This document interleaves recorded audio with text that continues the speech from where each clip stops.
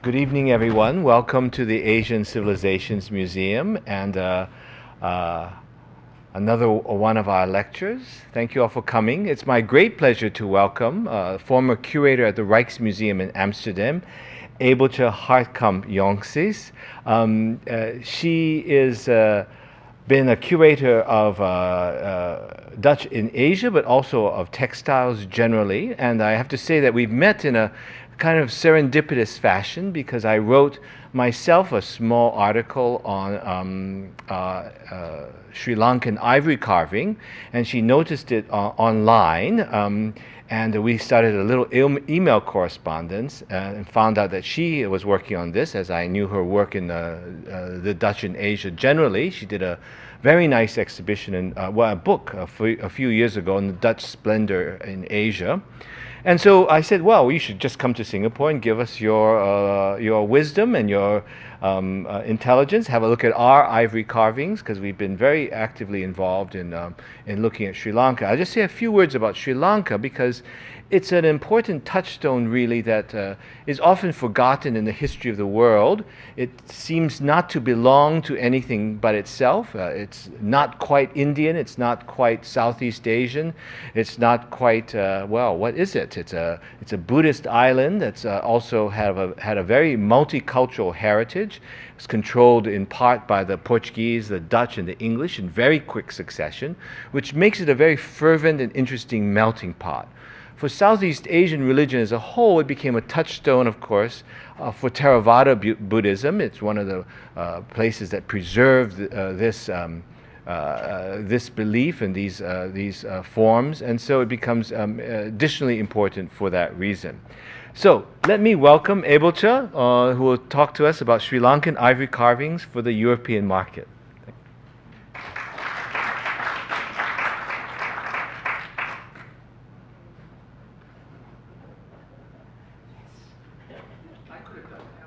Yes, you could.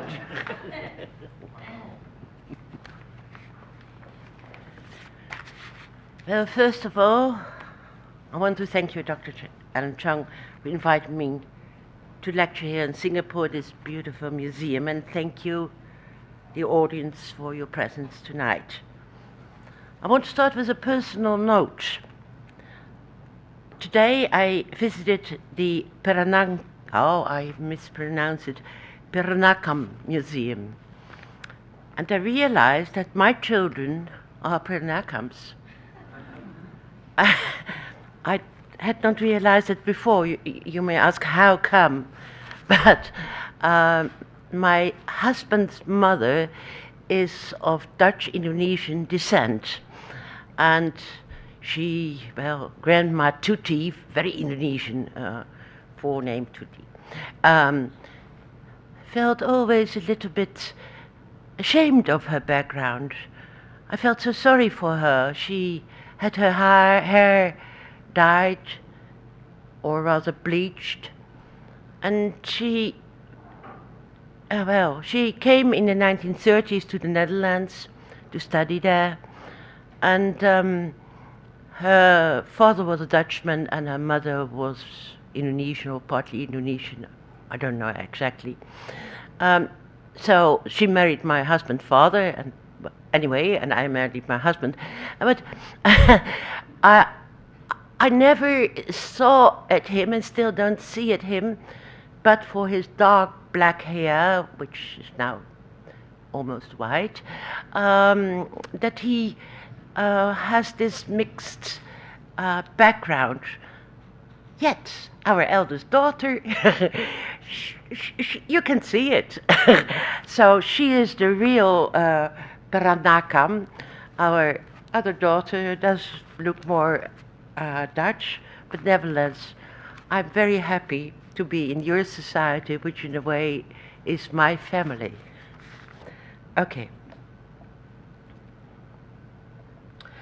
Well, that's clear. Let's go to the first slide. No. Okay.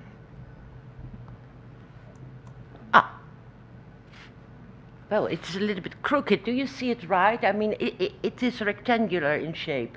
It falls a little bit over. But never mind, let's discuss this. The ivory casket you see here on the screen was made in 1543. 1543. Imagine. By order of King Bhuvaneka Baho of Coveted, Sri Lanka, as a present for King John III of Portugal. A year before, an envoy of Bhuvaneka Baho had visited Lisbon. No. Okay, here's Lisbon in the 16th century. And the king, Bhuvaneka Baho, had good reasons to send an embassy all the way from Sri Lanka to Portugal and for this splendid gift. For in his struggle to keep his realm, which was threatened by the rival kingdom of Mayadona, ruled by his brother incidentally, Bhuvaneka Baho was eager to get support from the Portuguese. These had set up a military force in Sri Lanka already since their first arrival on the island in 1506.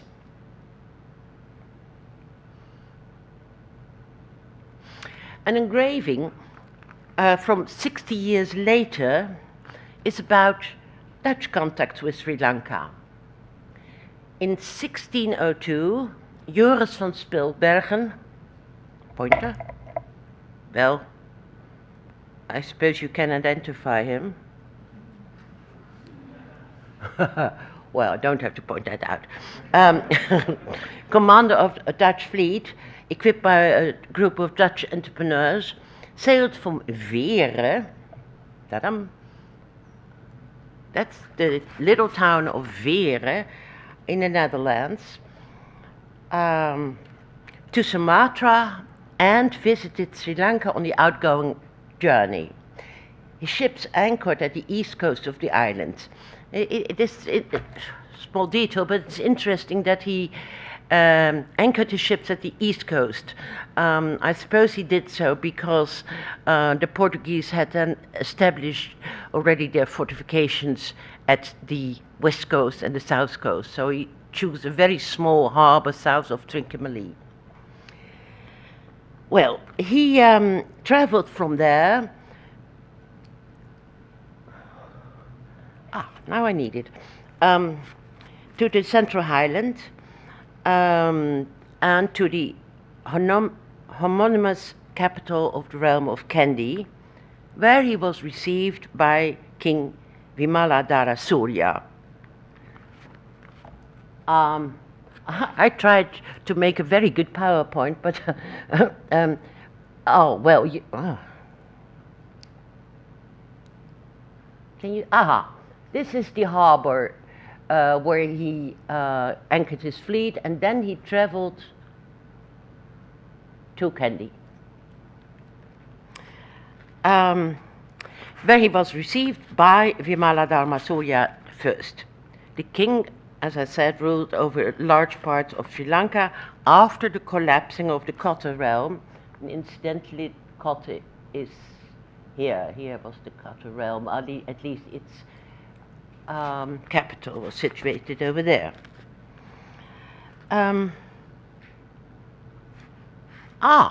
This is Kandy, and incidentally, this is an engraving in the book of the travelogue of Joris van Spilbergen.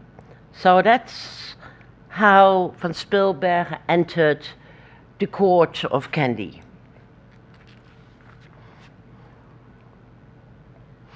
Now, let us look at one of the scenes at this casket which I showed you before, the 1543 casket, the one with the representation of an imaginary encounter between Bhuvaneka Baho with King John III of Portugal, and compare it with the 1602 image. At least the book came out 1605, but this is the encounter. The two larger figures in the ivory carving show King John and King Bhuvaneka Baho. Oh, this is not sharp. Well, you have to guess. As you see, anyway, This is, of course, King John of Portugal, and this is the King of Cotta. And if you can discern it, in case you wonder who's represented in the small figure between the two royals in an effigy of the young Prince Dhamapala of Cotta, whom Bhuvanekabauer designated as his successor, and indeed Dhamapala was to become Cotta's monarch some years later. Now, the outfit, and you better believe me, of King Vimala Dharma Surya of Kandy and that of Bhuvanekabauer are strikingly similar, a tailored jacket and a hip wrapper of which one end flips out. Besides, both wear some jewelry, a large chain hanging down from the neck, and bracelets around the upper arms, really. Only the headgear differ. Now, Vima Dharmasurya probably dressed himself in a similar ceremonial costume as the King of Cotta to indicate that he was the successor of the Cotta realm. Hands are prominently rendered in both images, but there is a difference. No hands are touched in the ivory carving, whereas Vimadharma Surya shakes hands with Joris van Spilbergen. Now, it's of course inconceivable that an Asian ruler would do so, and the handshake in the image should be considered as an artist's invention based on the Western tradition of laying one's hand in that of a counterpart as a confirmation of the conclusion of an agreement. And indeed, a pact was concluded. The Dutch would help the King of Kandy to oust the Portuguese from Sri Lanka. Now, the embassy in Lisbon and the meeting in Kandy were of quite a different nature. The Lisbon encounter stood in the same sign of cooperation between Portugal and Cotta on equal terms, at least expected by the King of Cotta. That in Kandy was rather about a pact for fighting their joint enemy. For the time being, nothing came from it, however. Only in the 1640s, the Dutch began attacking the Portuguese forts in Sri Lanka. Now, there is no precise information about the gifts from King John for the ambassador of the King of Cotta in 1542, but we do know about a present from Joris van Spilbergen for Vimadharma Surya. It was an image of the Dutch stadtholder Prince Maurice of Nassau, portrayed as the commander of the Dutch troop at the Battle of Nieuwpoort in Flanders in the year 1600. Now, the Dutch merchants had made a deliberate choice for this gift, as they knew about the king's hostility towards the Portuguese, who considered Kandy as a vassal state as Portugal. And van Spilbergen informed Vimadharma Surya that the Dutch had defeated the armies of Spain and Portugal at this combat in 1600 in Flanders. The king took great pleasure in the story and hung this significant image in his room. How do we know this? Because of the book I already spoke about. A member of van Spilbergen's crew made notes of the meeting of the two men in the travelogue of van Spilbergen's journey to Asia. And so we know about the king's reaction. I will soon come to the ivories, but a little bit of history is still needed. Now, Portugal, as we all know, had started exploring the world by ship in the 15th century, and soon Spain followed suit. Over the years, both nations realized that importing spices from Asia would be very profitable, as these were much sought after in Europe. But they were also interested in other commodities from the newly discovered continent, such as silver and exotic woods. Expanding their realms with overseas territories in Asia and in South America was both a means to secure their trade and an end in itself, supported by their wish to convert the peoples in Asia and America to the Roman Catholic faith. By 1490, both nations aspired territorial rule over large parts of the then known world. A practical solution for that conflicting interest was chosen for. The New World territory to the east was to belong to Portugal, all to the west to Spain. Now the possession of the so-called Spice Islands, the Moluccan archipelago in the eastern part of present-day Indonesia, however, remained contested, since Spain considered them situated off the west coast of South America, while Portugal claimed them as belonging to the eastern hemisphere. Only when better sea maps were available, the dispute came to an end. Some 25 years after the Treaty of Tordesillas, another treaty was concluded, that of Saragossa, by which the Moluccas fell to Portugal's share. In the following decades, Portugal made high profits selling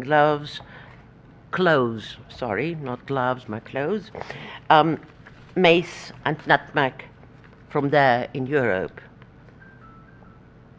From Sri Lanka, cinnamon was a highly profitable merchandise besides pepper. This is a map of the world, as you see, from 1570, and, well, it's clear that the Moluccas are belong to the eastern territories. Along with their exploratory sea travels, Portugal founded outposts along the coast of Africa, the Middle East, India, Malaysia, Indonesian archipelago, and Japan, and established a rule. Well, not all, but Japan, they were not successful. But anyway, in most of these areas. It was Portugal who created the first colonial empire, as we know, in Asia at least. The Dutch, who entered the scene about 1600, in their quest for trading spices, abstained from colonizing activities. They rather choose for another type of empire, a commercial one, based on contracts with local rulers. When going to war in Asia, the Dutch rather fought the Portuguese than them. In the first half of the 17th century, they ousted the Portuguese from most of their Asian territories. It were not only bulk goods such as spices, which were shipped from Asia to Europe. Contacts between Asian and European rulers and traders result in the trade of luxury goods such as diamonds from India, porcelain from China, lacquerwork from Japan, and carved ivory from Sri Lanka. And hooray, yes, we have arrived to the subject. Okay, let's go back to that Sri Lankan ivory casket, which I showed you twice before. It's preserved, you can read it on the slide, in the Residenzmuseum in Munich. Now, more presents from the King of Coveted to Portugal's king and his wife, Queen Catherine of Braganza, the youngest sister, incidentally, of Emperor Charles V, are preserved. Ivory caskets, as well as intricately carved ivory fan holders. There was a magnificent exhibition in Zurich a couple of years ago on these gifts from the Coveted rulers or king to the Portuguese crown. I must say I don't fully agree with my dear friend's Annemarie Jordan's conclusions in it. I'd rather go for Amin Jaffa's conclusions, yet it was a marvelous, marvelous exhibition. The caskets, early examples of art objects connect with